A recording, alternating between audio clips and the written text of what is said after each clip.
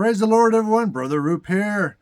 Time for our daily devotional. Yes. If you're a subscriber, thank you very much. I hope you're being blessed.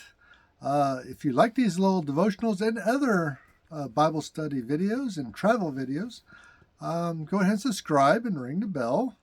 And we thank you very much. And our today's devotional is called High Conformity. High Conformity. All right, let's get started. Ephesians 5:1 says, "Be imitators of God." That would be a very easy memory verse. It sure would.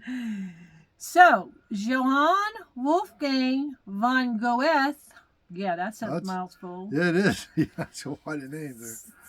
Said, "We are shaped and fashioned by what we love."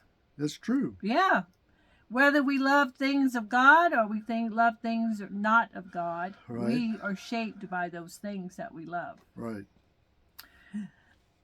A trap of the human conscience is to think that God wants us to be loving, gracious, generous, and all those other good things because he wants us to behave ourselves and get along with each other.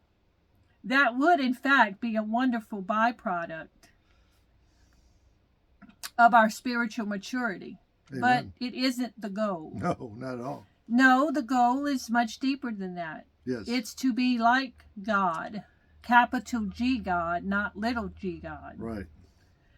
As creatures designed to reflect his image, we've fallen tragically short of the goal.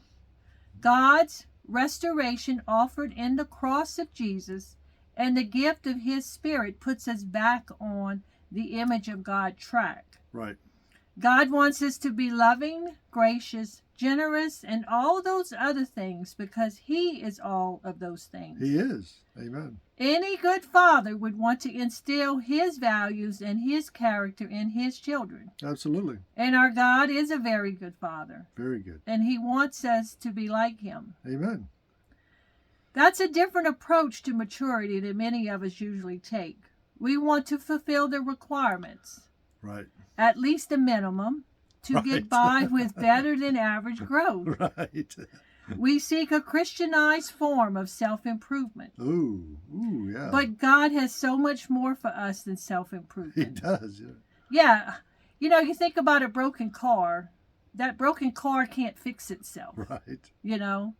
So we can go about thinking all along we can fix ourselves, but we're fixing ourselves with broken parts. Yes. So how does that work? Right. It doesn't.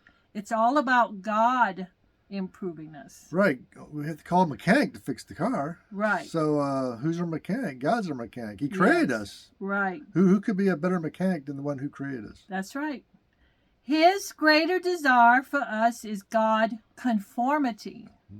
We are being drawn by the Holy Spirit into a new role, from servants to children. Yes.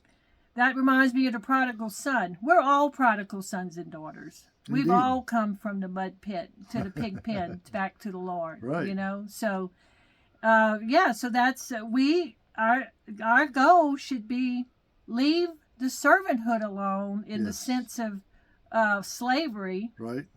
To being God's children. Yes. Both must comply with the Father's wishes. Only one can really inherit his genes and grow in his character. Have you approached the fruit of the Spirit as items on a list? A list that's primarily about you and your growth? Look higher than that. Right. There are aspects of God's character that he is fully intent on having you share. Amen. He is relentless in pursuit of his image being found in you. He won't diverge from that goal. Right. Neither should we. Nope. God wants us to love because he is love. He wants us to be pure because he is pure. Amen. He wants us to forgive because he has forgiven. Yes. He wants us to give because he has given. Yes. The list could go on, and in fact it should. Yes. Everything we do should be done with one question in mind. Does this look like the Father? Are our actions and the way we live our life mimicking God? how God would do things. Wow, that's quite a thought. It is. It's heavy, but it's Yeah. definitely doable. But with Yes. Him and through Him, Yeah, you and can not ourselves. only do it through God. Only. That's right. We Yeah. don't have that kind of power. No, we don't. Never will. Nope. Never in a million years. Has to be done through His Spirit. So, well, thank y'all. We hope y'all have a blessed day, and look forward to seeing you next time. Amen. Bye. And this is our last day in Vermont.